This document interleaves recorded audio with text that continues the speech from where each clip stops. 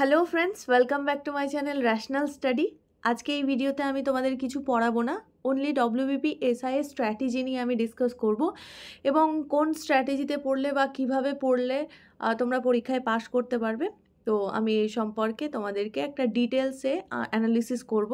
দেখো, এটা হচ্ছে আমার ওপিনিয়ন, তো তোমাদের অনুযায়ী একটু স্ট্র্যাটেজিটা নিজেদের অনুযায়ী মডিফিকেশান তোমাদেরকে করতে হবে। তো তোমরা নিজেদের মতো একটু মডিফিকেশান করলে ওভারঅল তোমরা এখান থেকে ক্লিয়ার হয়ে যাবে যে তোমাদের ডব্লিউবিপি এসআইয়ের জন্য কতটা কি ইম্পর্ট্যান্ট এবং কি পড়াশোনা তোমাদের করতে হবে। তো প্রথমেই বলে রাখি, দেখো আমি ডব্লিউবিপি কনস্টেবল, ডব্লিউবিপি এসআই এবং ডব্লিউবিপি ওয়্যারলেস অপারেটর তিনটে এক্সামে সিলেক্ট হয়েছি এবং আমি এসআই জয়েন করিনি, ওয়্যারলেস অপারেটর জয়েন করেছি। তো তোমাদের আমার এক্সপিরিয়েন্সের ওপর বেস করে আমি তোমাদেরকে একটা স্ট্র্যাটেজি দেব। আশা করি তোমাদের ভালো লাগবে, বা তোমাদের যদি মনে হয় তো তোমরা এই স্ট্র্যাটেজিও ফলো করতে পারো বা নিজেদের মতো মডিফিকেশান করে নেও, যেখানে যেখানে মনে হবে যে তোমার এই পোর্শনটা উইক, তো তোমাকে এই পোর্শনটা বেশি পড়তে হবে। তো চলো শুরু করা যাক ডব্লিউবিপি এসআইএস স্ট্র্যাটেজি। দেখো, প্রথমে যদি এক্সাম প্যাটার্নটা ফলো করো তাহলে তোমাকে 4টে স্টেজ দিতে হচ্ছে। একটা হচ্ছে প্রিলিমস, নেক্সট হচ্ছে তোমাকে পিএমটি পিইটি বা মার্চ যাকে বলি, তো আমি পিএমটি পিইটি লিখলাম। নেক্সট দেখো, তোমাকে দিতে হচ্ছে মেন এক্সাম, যেটা হচ্ছে রিটেন পেপার হয়, আর তারপর তোমাকে দিতে হবে ইন্টারভিউ। তো 4টে স্টেজে তোমাকে পরীক্ষাটা সম্পূর্ণ দিতে হবে। প্রিলিমস তো তোমার 100টা প্রশ্ন থাকবে, 100টা এমসিকিউ থাকবে এবং টোটাল মার্কস থাকবে 200 নম্বর। আর পিএমটি পিইটি তোমাকে 3 মিনিটে ছেলেদের 800 মিটার আর 2 মিনিটে মেয়েদের 400 মিটার দৌড়াতে হয়। আর হাইট দেখা হয় সেখানে, ওয়েট সাধারণত ডব্লিউবিপিতে দেখা হয় না।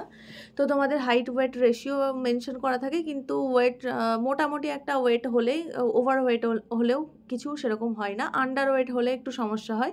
তো ওয়েটটাকে ম্যানেজ তোমাদের রাখতে হবে।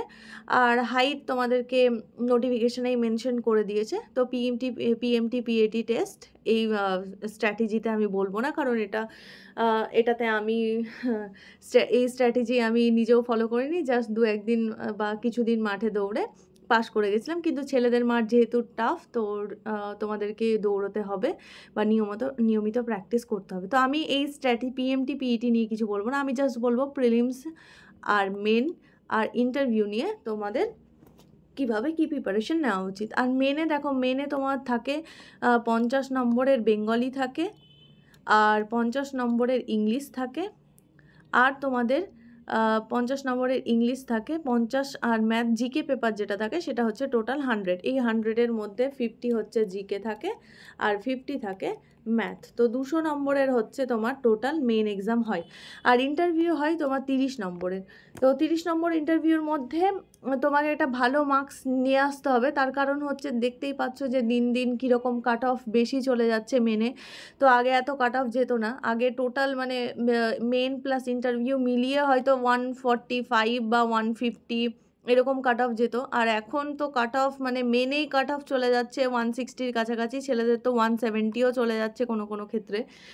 তো তোমাদেরকে টার্গেট নিতে হবে যে যতটা পরিমাণ বেশি মার্কস পাওয়ার। তো প্রথমে আমি প্রিলিমসের স্ট্র্যাটেজি নিয়ে ডিসকাস করি, তারপর তোমাদের আসছি মেনের স্ট্র্যাটেজি নিয়ে। তো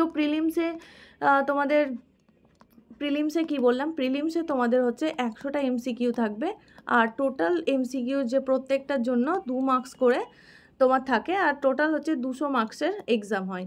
আর টাইম কত থাকে, টাইম থাকে 1.5 ঘন্টা। তো এই প্রিলিমসের এমসিকিউ 100 এমসিকিউ নিয়ে তোমরা কোনো চাপ নেবে না। ডব্লিউবিপি এবং কেপির যে সাকসেস ব্যাচটা আমি চালাচ্ছি, তো সেটার যদি প্রিপারেশান নাও তাহলে এই 100 এমসিকিউ কমপ্লিট তোমাদের প্রিপারেশান হয়ে যাবে। কারণ প্রিলিমসে ডব্লিউবিপি কনস্টেবলে যেরকম প্রশ্ন আসে, কেপি কনস্টেবলে যেরকম প্রশ্ন আসে, এসআইয়ের প্রিলিমসেও সেম টাইপের প্রশ্ন আসে। খুব একটা বেশি ডিফিকাল্টিস দেয় না, মানে তোমার হচ্ছে পলিটি বা ইকোনমিক্স থেকে কিছু প্রশ্ন বেশি আসে। আদারওয়াইজ ম্যাথ রিজনিং তো একদমই ডব্লিউবিপি কনস্টেবলে যেরকম আসে, কোনো কোনো ক্ষেত্রে আবার এসআইতে সোজা চলে আসে। আমি তোমাদের এসআইয়ের প্রিভিয়াস ইয়ার অনেক পড়িয়েছি এবং ইভেন এর আগের দিন আমি তোমাদের ভগ্নাংশ, চ্যাপ্টার বা দশমিক চ্যাপ্টার করাতে গিয়ে বা লসগু গসগু করাতে গিয়ে আমি দেখিয়েছিলাম যে ডব্লিউবিপি এসআইতে কীভাবে কীরকম প্রশ্ন আসে। তো সেখান থেকেই তোমরা অনেকে বুঝতে পেরেছো যে প্রশ্ন ডব্লিউবিপি কনস্টেবলের লেভেলেরই আসে। তো প্রিলিমসে খুব একটা পার্থক্য নেই, পার্থক্য এটাই যে কনস্টেবলে একটা প্রশ্ন করলে 1 মার্কস পাবে আর এখানে 2 মার্কস পাবে, আর কনস্টেবলে 1 ঘন্টা টাইম, এখানে 1.5 ঘন্টা টাইম। তো টাইম অনেকটাই রয়েছে, 1.5 ঘন্টা মানে অনেকটাই টাইম। তো এখানে ম্যাথে তোমরা সময় ভালোই পাবে। তো ম্যাথের দিকে তোমরা যদি ফোকাস করো এবং ম্যাথে ফুল মার্কস তোলার চেষ্টা করো তাহলে তোমাদের আর চিন্তা থাকবে না। তো আমি তোমাদেরকে বলবো যে এখানে 200 মার্কসের মধ্যে তোমরা 160+ টার্গেট রাখো। কেন 160+ বলছি, কারণ এখন দিন দিন যা কাট অফ বাড়ছে তাতে 160+ টার্গেট না রাখলে তোমার মার্কসটা 150 চলে আসবে। 165 করে দিই তাহলে সব থেকে বেটার হবে। 165 টার্গেট রাখো, তাহলে তোমরা গ্যারেন্টি পাস করে যাবে। আর যদি তোমরা মার্কস কমে যায় তোমাদের, তাহলে সেক্ষেত্রে তোমাদের পাস করা নিয়ে একটা পসিবিলিটি অনেকটাই কমে যাবে। তো 165 টার্গেট রাখো। এবং কিভাবে তোমরা প্রিলিমসের প্রিপারেশন নেবে, দেখো এখন প্রিলিমসের সময় তোমরা মাঠে যাও, ঠিক আছে, কোনো অসুবিধে নেই, কিন্তু মাঠের ওপর খুব বেশি জোর দিয়ে লাভ নেই। তোমরা সকালে 1 ঘন্টা করে 1 আওয়ার করে মাঠ যাও রোজ, এটা আমি বলবো তোমাদের হেলথের জন্যও ভালো, প্লাস মেন্টাল ডেভেলপমেন্টও হয়, প্লাস মাঠে অনেক জনের সঙ্গে কথাবার্তা বলতে পারবে। এর ফলে তোমাদের যারা বাড়িতে বসে থেকে ডিমোটিভেশন ফিল করছো বা ডিমোটিভেট হচ্ছো, তো তাদের মনও অনেক ভালো হবে, অনেক মানে তোমরা ফ্রেশ ফিল করবে। তো মাঠে ডেলি 1 ঘন্টা করে দাও। আর বাকি টাইম যদি তোমরা 5-6 ঘন্টা করেও বা 6-7 ঘন্টা করেও পারো, বা যারা ওয়ার্কিং পার্সোনাল মানে কোনো দোকানে কাজ করো হয়তো, বা কোথাও কোনো কাজ করো, বা অন্য প্রফেশনের সঙ্গে যুক্ত আছো, বা প্রাইভেট কলেজে প্রাইভেট স্কুলে এরকম দিকে পড়াও, তো তাদেরকে বলবো যে তোমরা 4 থেকে 5 ঘন্টা ডেলি দাও। তো 4 থেকে 5 ঘন্টা বা 6 থেকে 7 ঘন্টা যারা কিছু করো না তাদেরকে বলবো। আরও বেশি পড়তে পারলে কোনো অসুবিধে নেই। তো মিনিমাম এতটুকু তোমাদেরকে সময় দিতেই হবে। এবং এই সময়টাকে ডিভাইড করো যে কোন কোন সাবজেক্ট, প্রথমে একটা লিস্ট করো যে কোন কোন সাবজেক্টে তুমি উইক। ধরে নাও তুমি ম্যাথে উইক, বা কেউ হয়তো রিজনিংয়ে উইক, বা কেউ হয়তো জিকেতে উইক। তো যে উইক পোর্শনটা, সেই উইক পোর্শনটা তোমরা আগে পড়া শুরু করো, তারপর হচ্ছে তোমরা অন্যান্য দিকে যাবে। এবং ম্যাথ রিজনিং মানে প্রত্যেক দিন চেষ্টা করবে যে সকালের দিকটা ম্যাথ রিজনিং একটু প্র্যাকটিস করে নেওয়ার, আর বিকেলের দিকটা জিকে পড়ার। কারণ হচ্ছে তোমার সকালের দিকে যেহেতু তোমরা ঘুম থেকে ওঠো, তো সকালটা মাইন্ডটা অনেক ফ্রেশ থাকে, ম্যাথ রিজনিং করলে অনেক মানে তোমার অনেকটা বেশি পারবে। আর বিকেলের দিকটা তোমার জিকে পড়ো, কারণ জিকেতে অত বুদ্ধি বা কিছু দরকার হয় না, তো সেক্ষেত্রে জিকেটা বিকেলের দিকটা পড়তে পারো। আর যারা রাতে পড়ার অভ্যেস তাদেরকে বলবো যে যদি দিনে পড়তে পারো খুবই ভালো, রাত্রে যদি সবসময় রাতেই পড়ো তাহলে সেক্ষেত্রে একটা হেলথ ইস্যু হতে পারে। আর যদি কারোর হ্যাবিট হয়ে থাকে যে রাত্রিবেলাতে পড়লেও কোনো অসুবিধা নেই, তারা রাত্রিবেলা পড়তে পারো। তবে রাত্রিবেলার দিকে ম্যাথ রিজনিংয়ের থেকে জিকেটাকে বেশি প্রেফার করবে, আর মর্নিং টাইমের দিকে ম্যাথ রিজনিং প্রেফার করবে বেশি, তাহলে তোমাদের এফেক্টিভনেস বাড়বে, অনেকটা এফেক্টিভলি তোমরা পড়াশোনাটা করতে পারবে। তো এই ম্যাথ রিজনিং যেরকম আমি সাকসেস ব্যাচ ডব্লিউবিপি আর কেপি 2024-এর জন্য করেছি, সেটা তোমরা ডব্লিউবিপি এসআইয়ের জন্যও ইউজ করতে পারো, কারণ হচ্ছে ওই রকম টাইপেরই প্রশ্ন পড়বে, বাইরে বিশেষ কোনো প্রশ্ন পড়বে না। আর অলওয়েজ একটা করে টপিক কভার করার পর কী দেবে, একটা করে টপিক কভার করার পর মক টেস্ট দেবে। তো মক টেস্টের জন্য আমি অবভিয়াসলি প্রেফার করি টেক্সট বুক। আমি নিজেও টেক্সট বুকে মক টেস্ট দিয়ে এক্সাম দিতে যাই, যে কোনো এক্সামই হোক আমি টেক্সট বুকে মক টেস্ট দিয়ে দিতে যাই। তো আমি ডব্লিউবিপি এসআইয়ের প্রিলিমসের আগে, আমি যেহেতু বিসিএসের প্রিপারেশন নিচ্ছিলাম, তো সেই কারণে আমি প্রিলিমসের জন্য মিডিলে অনেকটা গ্যাপ হয়ে গেছিলো, 6 মান্থ মতো কোনো পড়াশোনা সেইভাবে করিনি। আমি জাস্ট পরীক্ষার আগে 4টে মক টেস্ট দিয়ে গেছিলাম। তো এই 4টে মক টেস্টে আমি বুঝে গিয়েছিলাম যে কীরকম কী প্রশ্ন আসছে, আর তারপরে আমি ভালোভাবেই প্রিলিমস পাস করে গেছিলাম, তো আমার কোনো অসুবিধা হয়নি। তো মক টেস্টটাকে খুব ভালো করে চ্যাপ্টার ওয়াইজ যে মক টেস্টগুলো দেয় সেই মক টেস্টগুলোকে তোমরা দাও, ম্যাথের দাও, রিজনিংয়ের দাও, যে টপিকটা পড়া হচ্ছে সেই টপিকেরই মক টেস্ট দাও। তারপর দেখো যে কোন জায়গায় ভুল হচ্ছে, যেগুলো ভুল হচ্ছে সেগুলো তোমরা রিভিশন করো, বা সেগুলো আবার পড়ো, বা সেগুলো যেখান থেকে হোক প্রিপারেশন করো। আর আমি তোমাদের ম্যাথ রিজনিং তোমাদেরকে সম্পূর্ণটা কভার করিয়ে দেবো, এবং যে এমসিকিউগুলো পড়াচ্ছি আমি এসআইয়ের প্রিভিয়াস ইয়ারও করাবো। এবং আমি এখন শুরু করেছি যে বা নতুনভাবে অ্যাড করছি যে সুবির দাসের যে ম্যাথের বইটা বাংলাতে, তো সেখান থেকেও আমি কিছু এমসিকিউজ করাবো, যেগুলো তোমাদের ইম্পর্টেন্ট, বা বিসিএসের যে প্রিভিয়াস ইয়ার ম্যাথগুলো এসছে সেগুলো তোমাদের করাবো। তাহলে তোমাদের ম্যাথ রিজনিং নিয়ে আর কোনো চিন্তা নেই। জিকের মধ্যে আমি হিস্ট্রি অলরেডি সমস্তটা পড়িয়ে দিয়েছি, পুরো হিস্ট্রি কভার আছে, যারা দেখেছো তারা দেখে থাকতে পারো। অনেকে আমাকে কমেন্টও করেছো যে সেই হিস্ট্রিটা দেখার পর তোমাদের কনসেপ্ট অনেক ক্লিয়ার হয়ে গেছে। এবং জিওগ্রাফিও আমি অনেকটা আপলোড করেছি, সম্পূর্ণটা এখনও হয়নি, ব্রহ্মপুত্র রিভার থেকে বাকি আছে। তবে যেটুকু করানো হয়েছে সেখান থেকে তুমি 70% প্রশ্ন কমন পেয়ে যাবে, বাকি পোর্শন থেকে তোমার হচ্ছে বাকিটা আসে। তো 70% প্রশ্ন জিওগ্রাফির ওই পোর্শনগুলো থেকেই আসে। তো তোমরা হিস্ট্রি জিওগ্রাফিও পেয়ে যাবে আস্তে আস্তে সুস্তে। তো ম্যাথ রিজনিংটা এখন তোমরা কন্টিনিউয়াস পাবে। তো তোমাদেরকে বলবো এইভাবে প্রিপারেশানটা নিতে। তোমরা 4-5 ঘন্টা ডেলি পড়ো, বা যারা কোথাও কাজের সঙ্গে যুক্ত নাও তারা 6-7 ঘন্টা পড়ো। এবার দেখো এসআই নিয়ে সবাই বিশেষ ভয় পায় যে এসআই কি পাস করা পসিবল। তো দেখো এতজন পাস করছে, তোমার ক্ষেত্রেও পসিবল হবে, শুধুমাত্র মনে জোর রাখতে হবে যে হ্যাঁ তুমি পাস করতে পারবে এবং তোমার মধ্যে সেই ক্যাপাবিলিটি আছে যে তুমি পাস করতে পারবে। তো এইটুকু ভেবে নিয়ে এগিয়ে যাও, তারপর তো পরেরটা দেখাই যাবে। যে এসআই না হলে তো যে কোনো তুমি কনস্টেবলের জবটা তো পেয়েই যাবে। তো এই রকম পজিটিভিটি নিয়ে তোমরা শুরু করো, তাহলে তোমাদের টেনশন হবে না। আর যত বেশি টেনশন করবে এক্সামে তত বেশি তোমাদের চিন্তা হবে। তো আমি যে স্ট্র্যাটেজিটা দিলাম, আগে উইকগুলো শুরু করো, যেই পোর্শনে উইক তুমি সেটা সকালবেলা পড়ো। যদি ম্যাথ রিজনিংয়ে উইক থাকো ম্যাথ রিজনিং সকালবেলা পড়ো, যদি জিকেতে উইক থাকো তো জিকে সকালবেলা পড়ো। মানে যে পোর্শনে তুমি উইক সেই পোর্শনটাকে বেশি করে এখন পড়ো। এখন পড়তে বলছি কারণ এক্সামের আগে উইক পোর্শন পড়ানোর সময় মানে পড়ে টাইম ওয়েস্ট করার দরকার নেই, তখন হচ্ছে তোমাকে শুধুমাত্র প্র্যাকটিস করতে হবে। তো উইক সেকশনগুলো এখন পড়ো। তো প্রিলিমস দেখো, প্রিলিমসে এইভাবে যদি কন্টিনিউ করো 160+ এমনিই পেয়ে যাবে। আর মক টেস্টটা তোমাকে সাথে সাথে দিতেই হবে। মানে নাম্বার তুমি যতই পড়ো বাড়বে না যতক্ষণ না মক টেস্ট দিচ্ছ। তো মক টেস্টের জন্য তোমাকে মক টেস্টই তোমার নাম্বারটা বাড়াবে। তো মক টেস্টের জন্য তোমরা ডেলি বা তোমরা করতে পারো যে ডেলি মক টেস্ট না, আমি সপ্তাহে 2 দিন মক টেস্ট দেবো বা 3 দিন মক টেস্ট দেবো, এরকম করে রেখে দাও। যে শনিবার আর রবিবারটা মক টেস্ট দেবো, বা সোমবার বুধবার শুক্রবার আমি মক টেস্ট দেবো। তো এরকম ডেট ফিক্সড করে নাও, বা যে যখন যে সময় পাচ্ছ সেই সময় মতো মক টেস্ট দিয়ে দাও। তো এটাও গেল প্রিলিমসের স্ট্র্যাটেজি। এবার দেখো মাঠে, তো এবার প্রিলিমস দেওয়ার পরেই তুমি পাস করবে কি তোমার হবে না ফেল, তোমার পাস করবে না ফেল করবে সেটা আশা করি অনেকটাই বুঝে যাবে। তো তোমার যদি ভালো মতো মার্কস থাকে বা মোটামুটিও মার্কস থাকে, যে বা মনে হয় যে পাস করে যেতে পারি, তো তোমরা এখন মাঠটাকে একটু বেশি করে সময় দাও। 1 ঘন্টার জায়গায় 2 আওয়ার্স করে দাও। আর 2 আওয়ার্স করে দেওয়ার সঙ্গে সঙ্গে তোমাদেরকে এখানেও 6-7 ঘন্টা পড়াশোনা করতে হবে, বা 4-5 ঘন্টা পড়াশোনা করতে হবে। এবং এই 6-7 ঘন্টা 4-5 ঘন্টা কিসের জন্য পড়বে? মেনের জন্য। কেন? কারণ হচ্ছে তোমার মাঠের পর জাস্ট 7 দিন কি 10 দিন সময় দেবে, তোমার মেন এক্সাম হয়ে যাবে। মাঠের পরে আর সময়ই দেয় না মেন এক্সামের জন্য। তো মেন এক্সামের জন্য প্রিলিমসের পরের দিন থেকেই তোমাকে প্রিপারেশান নিতে হবে। তো মেনের প্রিপারেশান নিয়ে আমি যেটা বলবো, প্রথমত হচ্ছে তোমরা ছোটোবেলাতে বাংলা ইংলিশ প্রত্যেকে রিপোর্ট রাইটিং লিখেছো, রচনা লিখেছো, তো সেগুলোকেই আবার রিভিশন করো। খুব একটা আহামরি কিছু নয়, বা যেমন মাধ্যমিক লেভেলে রচনা লিখেছো এখানেও সেরকম লিখতে হবে, যেমন মাধ্যমিক লেভেলে রিপোর্ট রাইটিং লিখেছো এখানেও লিখতে হবে। তো রিপোর্ট রাইটিং সপ্তাহে একটা করে তোমরা চাইলে এখন থেকেই শুরু করতে পারো। রিপোর্ট রাইটিং বাংলাতেও আর ইংলিশেও সপ্তাহে একটা করে লিখতেই পারো। আর রিপোর্ট রাইটিং লেখার জন্য ধরে নাও তুমি ওয়াটার পলিউশন নিয়ে লিখছো, তাহলে আগে গুগল করে নাও।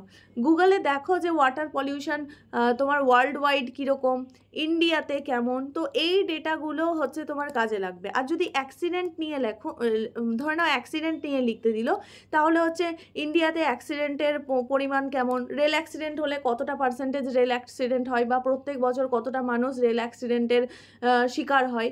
তো এই টাইপের ডেটাগুলো অ্যাড করার চেষ্টা করবে, তাহলে কি তোমাদের মার্কসটা অনেকটাই বেড়ে যাবে। তো রিপোর্ট রাইটিং, প্যারাগ্রাফ, এগুলো প্যারাগ্রাফ এখন থেকে চাইলে এখন থেকেও লিখতে পারো। যাদের মনে হচ্ছে যে আমার খুবই সমস্যা, তারা এখন থেকে ডেলি বা সপ্তাহে একটা করে রিপোর্ট, একটা করে প্যারাগ্রাফ এখন থেকে লিখতে পারো। মানে আজ টুডে থেকে, মানে আজকের দিন থেকে শুরু করে একদম মেনের আগের দিন পর্যন্তও তোমরা লিখতে পারো।